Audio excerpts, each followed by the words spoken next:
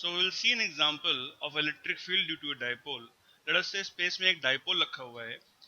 अगर इस डाइपोल को सेंटर मानते हुए हम एक r रेडियस का स्फीयर बनाएं और इस स्फीयर के डिफरेंट पॉइंट पे इलेक्ट्रिक फील्ड निकालें, तो इस पॉइंट पर थीटा की वैल्यू 0 डिग्री है एंड देयरफॉर क्योंकि थीटा 0 है तो ER 2kp cos 0 कितना हो जाएगा?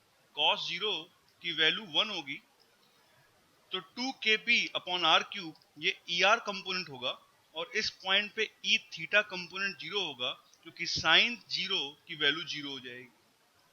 दस जो पॉइंट डाइपोल के एक्सिस पे है उस पॉइंट पे इलेक्ट्रिक फील्ड सिर्फ और सिर्फ रेडियल डायरेक्शन में होगी. जो E थीटा कंपोनेंट है वो 0 होगा. अगर हम इस पॉइंट पे इलेक्ट्रिक फील्ड निकालें सच दैट ये एंगल 30 डिग्री हो, तो यहाँ पे इलेक्ट्रिक फील्ड के दो कंपोनेंट होंगे. इस पॉइंट पे थीटा क्योंकि 30 डिग्री के बराबर है तो एक ER कंपोनेंट भी होगा और एक E थीटा कंपोनेंट भी होगा. ER कंपोनेंट की वैल्यू थीटा बराबर 30 डिग्री के लिए 2kp cos 30 divide by r cube हो जाएगा और E theta component kp sin 30 degree divide by r cube हो जाएगा और रिजल्टेंट इलेक्ट्रिक फील्ड इन दोनों का वेक्टर सम होगी इस डायरेक्शन में.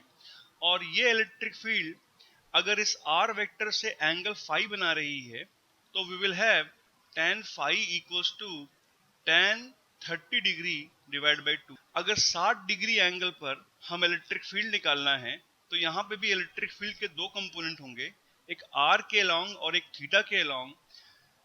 ER की value 2kp cos 60 divide by r cube के बराबर हो जाएगी और E थीटा की value kp sin 60 divide by r cube के बराबर हो जाएगी.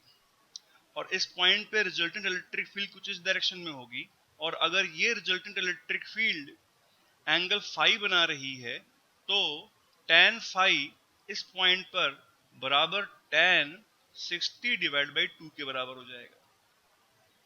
फाइनली अगर हम इस पॉइंट पे इलेक्ट्रिक फील्ड निकालें जो कि इस डाइपोल के परपेंडिकुलर है तो यहाँ पे भी इलेक्ट्रिक फील्ड के दो कंपोनेंट हो सकते हैं, लेकिन क्योंकि यहाँ पे थीटा बराबर 90 डिग्री है तो cos 90 की वैल्यू 0 हो जाएगी. दस इस पॉइंट पे कोई भी रेडियल कंपोनेंट नहीं होगा, सिर्फ और सिर्फ E थीटा कंपोनेंट होगा जिसकी value kp sin 91 divide by r cube हो जाएगी.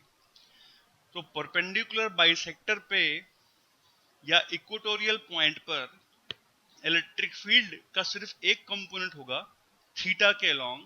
थीटा की वैल्यू यहां से यहां ली जाएगी और इस केस में it will be taken as 90. अगर हम इस पॉइंट पे इलेक्ट्रिक फील्ड निकालें जो कि इस डाइपोल से 135 डिग्री एंगल बना रहा है तो यहाँ पे भी एक कंपोनेंट तो हमें ER बाहर की तरफ लेना पड़ेगा और एक कंपोनेंट E थीटा हमें इस डायरेक्शन में लेना पड़ेगा.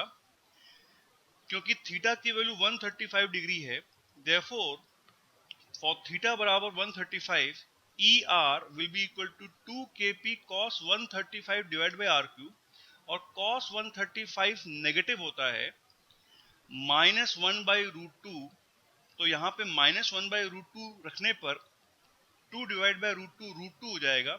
तो root 2 into kp divide by r cube इस पॉइंट पे इलेक्ट्रिक फील्ड है.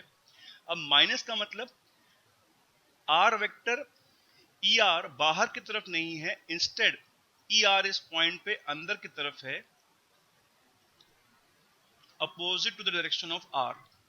और E थीटा की value kp sin 135 divide by r cube हो जाएगी और sin 135 की वैल्यू 1 बाई रूट 2 होती है, पॉजिटिव होती है एंड देयरफॉर E थीटा इस पॉइंट पे इसी डायरेक्शन में होगा और E थीटा का magnitude kp divide by 2 r cube हो जाएगा. फाइनली अगर हम बॉटम मोस्ट पॉइंट पर इलेक्ट्रिक फील्ड निकालें जो कि इसके एक्सेल पॉइंट पे अगेन है तो यहाँ पर थीटा की वैल्यू हमें 180 डिग्री लेनी पड़ेगी क्योंकि इस डाइपोल से ये पॉइंट 180 डिग्री एंगल बना रहा है. तो हमें इलेक्ट्रिक फील्ड के दो कंपोनेंट मिल सकते हैं ER और E थीटा, लेकिन क्योंकि थीटा की वैल्यू 180 डिग्री के बराबर है तो for theta becomes equal to 180 ER की value -2kp by r cube हो जाएगी माइनस का मतलब इस पॉइंट पे इलेक्ट्रिक फील्ड अंदर की तरफ है और ई थीटा की वैल्यू 0 हो जाएगी क्योंकि साइन 180 की वैल्यू 0 होती है।